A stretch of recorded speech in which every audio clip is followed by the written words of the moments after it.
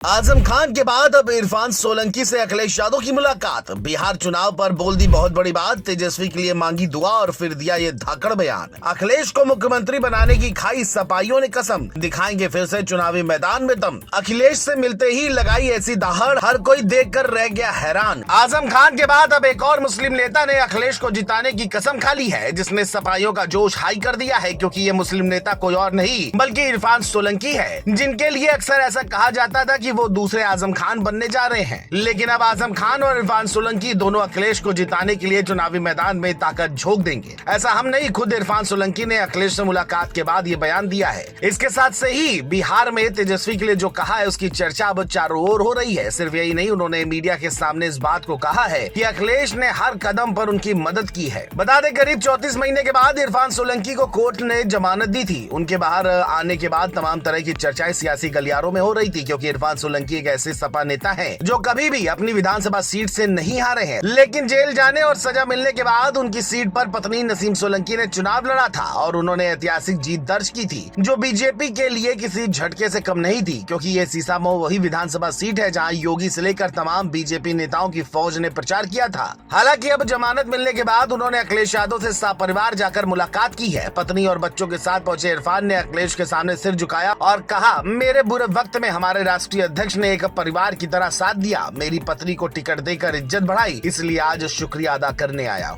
सपा कार्यालय से जब अखिलेश और इरफान के मिलन की तस्वीरें सामने आई तो सपा कार्यकर्ताओं में नया जोश भर गया है।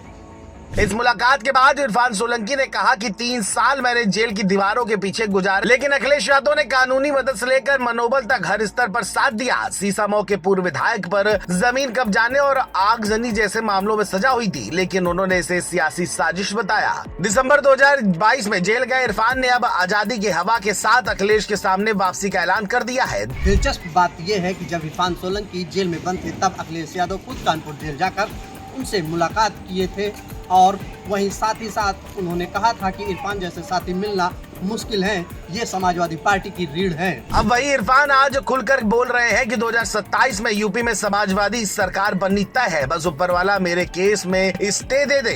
वहीं जब उनसे 2027 चुनाव में लड़ने की बात पूछी गई तो मुस्कुराते हुए बोले, अगर हमारे राष्ट्रीय अध्यक्ष चाहेंगे तो सीसामऊ से फिर मैदान में उतरूंगा। इस बार जनता को दिखा देंगे कि सपा के सिपाही किसी भी साजिश से डरने वाले नहीं है। वही बिहार चुनाव को लेकर इरफान सोलंकी ने कहा कि तेजस्वी यादव हमारे जैसे नौजवान नेताओं के लिए मिसाल हैं। मैं दुआ करता हूं कि वे बिहार के मुख्यमंत्री बने। हमारे राष्ट्रीय अध्यक्ष भी जल्द उनके लिए प्रचार करने जाएंगे। इस बयान ने यह साफ कर दिया है कि अखिलेश तेजस्वी की ताकत बढ़ाने के लिए अब बिहार का चुनावी मैदान संभालने वाले हैं। जिसके नतीजे क्या आएंगे ये तो वक्त बताएगा। लेकिन अब एक तरफ आजम खान जेल से बाहर आकर पार्टी के लिए रणनीति बना रहे हैं, वही दूसरी तरफ इरफान सोलंकी अखिलेश की अगुवाई में न्याय और विकास की राजनीति का नया चेहरा बनकर उभर रहे हैं। जानकारों की माने तो दोनों नेताओं की वापसी से इतना तय है कि दोनों नेता समाजवादी पार्टी की ताकत बढ़ाने में जुट गए हैं।